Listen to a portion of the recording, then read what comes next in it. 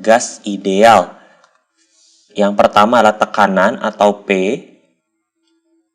bagaimana gas itu menekan dinding-dinding wadah. Yang kedua adalah volume dari gas itu sendiri, berkaitan dengan volume wadah juga, dan suhu dari gasnya, P, V, dan T. Tiga hal ini bisa kita ukur, dan ternyata ketiganya memiliki hubungan satu sama lain, yang dikaitkan dengan tiga hukum gas. Hukum yang pertama disebut sebagai hukum Boyle, di mana jika suhu gas yang berada dalam bejana tertutup yang tidak bocor dijaga tetap, artinya suhunya konstan, maka tekanan gas berbanding terbalik dengan volumenya. Apa yang dimaksud dengan berbanding terbalik? Artinya, ketika tekanan gas meningkat, justru volumenya menurun.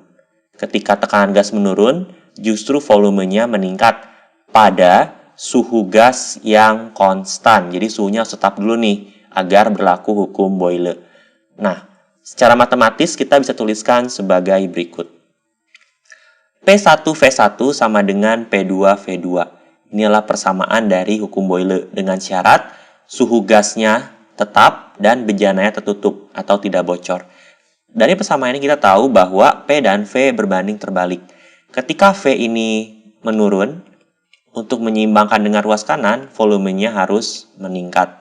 Ketika tekanannya meningkat, untuk menyeimbangkan dengan ruas kiri, volume harus turun. Nah, kita akan lihat contohnya pada ilustrasi penjelasan berikut. Misalkan saya punya sebuah wadah, kemudian saya punya piston yang bisa bergerak. Nah, kita lihat di sini bahwa ketika dia punya suatu volume V, dia memiliki suatu tekanan.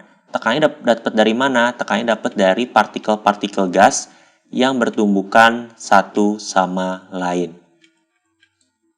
Nah, apa yang terjadi jika saya membuat piston ini turun ke bawah? Nah, ini menyebabkan volumenya menurun. Volumenya mengecil. Nah, apa yang terjadi dengan partikel-partikel gasnya? Partikel gasnya, karena semakin sempit, maka partikel gas ini akan bertumbukan lebih sering dengan dinding wadahnya, yang menyebabkan